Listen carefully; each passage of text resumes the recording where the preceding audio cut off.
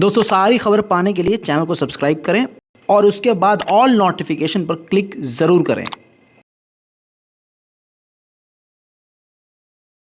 सलाम, नमस्ते, सत श्री अकाल। मैं हूं रज़ा और आप देख रहे हैं रज़ाग्राफी की मिडिल ईस्ट स्पेशल रिपोर्ट। मालामाल हो गया है तुर्की ऐसे दौर में जब तुर्की पूरा जोर लगा रहा है कि किसी भी तरह से लीरा उसकी ऊपर हो, और ऐसे में तुर्की माला माल हो गया है। कैसे हुआ है आपको बता देता हूं, परेशान न होइए। दोस्तों, तुर्की को असल में 15 करोड़ बैरल तेल जो है उसी के देश में पहाड़ों के नीचे मिल गया है, जिसकी कीमत लगभग मार्केट में बताई जा रही है 12 अरब डॉलर। अब आप समझ सकते हैं कि ये कोई छोटा मोटा नहीं है, और इसका ऐलान खुद रजब तैयब एर्दोगान ने किया है। वहीं आपको बता दूं कि रजब तैयब एर्दोगान ये पहले से कोशिश कर रहे थे कि उनके देश में और उनके समुद्री इलाके में तेल और गैस के भंडार मिल जाएं तो मज़ा ही आ जाए। समुद्र के इलाके में गैस और तेल के भंडार को खोजने की ही वजह से ग्रीस और तुर्की में भिड़ंत शुरू हुई थी, और आज दोनों सेनाएं एक दूसरे के खिलाफ तैयार हैं। ऐसे में तुर्की को अल्लाह की तरफ से इतना बड़ा इनाम जो मिला है, मुझे नहीं पता कि फ़िलिस्तीन पर चुप है, उसके बावजूद अल्लाह ने शायद तुर्की के हाथ में पैसा रखकर ये समझाने की कोशिश की हो कि किसी की गुलामी करने की कोशिश नहीं करो, तुम खुद ही मालामाल हो जाओगे, तो किसी के आगे झुकने की ज़रूरत नहीं है। बहरहाल तुर्की इस वक्त काफ़ी बड़े फ़ायदे में है। दूसरी तरफ तुर्की के रक्षा मंत्री ने यह भी कह दिया है कि ग्रीस लगातार आग में घी डाल रहा है, भड़काने का काम कर रहा है, जैसे वो बॉर्डर पर मिलिट्री तैनात कर रहा है, हमारे खिलाफ खतरनाक हथियारों की तैनाती कर रहा है।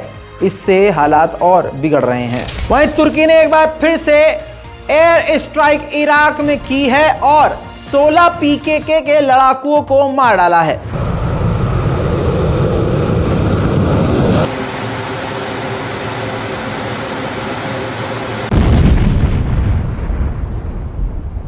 इन हमले के बाद तुर्की के फॉरेन मिनिस्टर ने साफ कर दिया है कि इराक और सीरिया में किसी भी टेररिस्ट ऑर्गेनाइजेशन और टेररिस्ट ग्रुप को पैर जमाने नहीं देंगे। बात तुर्की की हो रही है तो आपको बता दूं, तुर्की ने ऐलान किया है और उम्मीद जताई है, हमें पूरा यकीन है कि अमेरिका जल्द F-16 हमें देने के लिए बातचीत आगे बढ़ाएगा और हमसे मुलाकात करेगा। वहीं जॉर्डन के चीफ ऑफ स्टाफ जो तुर्की में है, उन्होंने तुर्की के डेलीगेशन यानी तुर्की की सरकार से बातचीत करके कहा है कि जॉर्डन तुर्की के साथ मिलिट्री कॉर्पोरेशन डील करने के लिए उम्मीद कर रहा है। उधर अज़रबैजान ने आर्मीनिया के बारे में बताया है कि आर्मीनिया कॉपरेट नहीं कर रहा है। जब ये सीज फायर किया गया था तो आर्मीनिया के सामने अज़रबैजान ने 3 शर्तें रखी थी। पहली शर्त ये कि बॉर्डर पर तनाव नहीं होगा, फिर से कोई हरकत नहीं करेगा, तो ये वादा उसने आर्मीनिया ने पूरा नहीं किया। दूसरा वादा पीस एग्रीमेंट पर साइन करना होगा, लेकिन ये भी आर्मीनिया ने नहीं किया। तीसरा ये था कि बॉर्डर पर शांति बनाए रखने के लिए हमसे यानी अज़रबैजान से आर्मीनिया बातचीत जारी रखेगा, उसने ये भी बातचीत नहीं करी। 3 वादे मांगे थे, तीनों वादा किया भी गया था आर्मीनिया की तरफ से, लेकिन नहीं निभाया गया। अमेरिका के पूर्व विदेश मंत्री माइक पोम्पियो जो डोनाल्ड ट्रंप के साथ काम करते थे, उनका बयान आया है कि बाइडेन की घटिया पॉलिसी की वजह से चाइना इतना कामयाब हुआ है कि सऊदी अरब में आकर पैर जमाने लगा है और सऊदी अरब से डील कर ली है। वहीं बात करें यूके की, तो यूके ने एक बार फिर से ईरानी बिजनेसमैन और रशियन बड़े बड़े कमांडर्स को बैन कर दिया है, ब्लैकलिस्ट कर दिया है। वहीं ईरान के प्रदर्शन को देखते हुए और ईरान ने जिस प्रकार से कई लोगों को बैक टू बैक फांसी सुनाई है, इस पर अमेरिका ने गुस्सा जताते हुए कहा है कि ईरान ने फांसी देकर अपने लोगों को कत्ल की सजा सुनाकर यह साबित कर दिया है कि ईरान अपने ही लोगों से डर रहा है। अब ईरान के सबसे ज़्यादा मजहबी इलाका जिसको माना जाता है मशहद, जी हाँ, मशहद में भी ये प्रदर्शन पहुंच चुका है। नंगी होने के लिए जो उतावली महिलाएं हैं, जो इस्लाम के नाम से परेशान हो गई हैं, वो सड़कों पर उतर के नंगापन ये कर रही हैं कि जो दुपट्टा समझ लीजिए या हिजाब समझ लीजिए, उसको गले में फंदा बनाकर लटकने का ऐसा एक्शन करते हुए प्रदर्शन कर रही हैं। यानी ये वीडियो देखिए, इससे वो ये जिताना चाह रही हैं कि जो हिजाब है, जो पर्दा है, वो उनकी गर्दन के लिए फंदा है। कई बड़े बड़े देश चाइना पर पाबंदी लगाना चाहते हैं और अमेरिका ने लगा रखी है। अब अमेरिका ने बड़े बड़े इंडस्ट्री और कंपनीज पर पाबंदी लगाई है, जिसको अगर कोई फॉलो नहीं करेगा तो उस देश पर भी पाबंदी लगेगी। लेकिन ईरान पर चीन से ज़्यादा पाबंदी है। तो ईरान ने साफ साफ कह दिया है कि हमारे देश में चीन की कंपनियां जो कार की हैं, हम नहीं लगाएंगे भाई उन पर पाबंदी, जो करना है कर लो।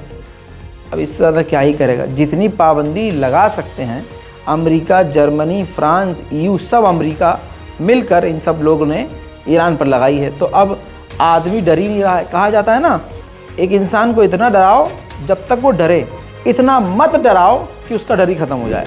उधर फिलिस्तीन अथॉरिटी ने मुर्दा UN से कहा है कि अब आइए, जो ये 16 साल की बच्ची को इजराइल ने माना है और एक्सेप्ट भी किया है कि स्नाइपर ने गलती से मार दिया है, आइए और इसकी जांच कीजिए और फिर इजराइल को उस देशों की लिस्ट में डाल दीजिए जो देश जंग में बच्चों को कत्ल करते हैं, और फिर इजराइल पर पाबंदी लगा दीजिए। लेकिन आपको क्या लगता है, UN आएगा, ह्यूमन राइट कमीशन आएगा, फिलिस्तीन को इंसाफ मिलेगा? नहीं, क्योंकि आप, मैं, ये सारे मुसलमान, वो अरब देश सब अब खामोश रहना सीख गए हैं। मैं बोल रहा हूँ, बोलता रहूँगा, आप सुनिए या मत सुनिए। उधर इजराइल के खिलाफ खुद फिलिस्तीन ने जानकारी ये दी है कि सिर्फ इसी साल 52 से ज़्यादा फिलिस्तीनी बच्चों को इजराइल ने कत्ल कर दिया है। उधर आतंकवादी इजराइल, शैतान के बच्चे और शैतान का बाप भी वही इजराइल, उसने बेगैरती का प्रदर्शन करते हुए कहा है कि हम UN को सबूत दिखा सकते हैं कि जिन बच्चों को हमने मारा है, यानी यहां सुअर ने मान लिया है कि हमने बच्चों को मारा है, लेकिन उसको जस्टिफाई करने के लिए कह रहा है कि हम UN को सबूत दिखा सकते हैं कि उन बच्चों का आतंकवादी संगठन से लिंक था। वहीं इजराइल को फिलिस्तीन की सरजमीन पर कब्जा करके इजराइल नाम का एक आतंकी देश बनाए हुए 75 साल उसको होने वाले हैं। इस पर ब्रिटेन के नए प्रधानमंत्री ऋषि सुनक वहां जो है चाटुकारिता करने जाने वाले हैं। इजराइल को कह दिया है, ऐलान किया है कि हम 75वें आपके बर्थडे पर हम आपके यहाँ आएंगे। मिडिल ईस्ट की रिपोर्ट में अभी के लिए इतना ही। इस पूरी रिपोर्ट पर अपनी राय कमेंट में लिखिए, रिपोर्ट को शेयर कीजिए। जय हिंद।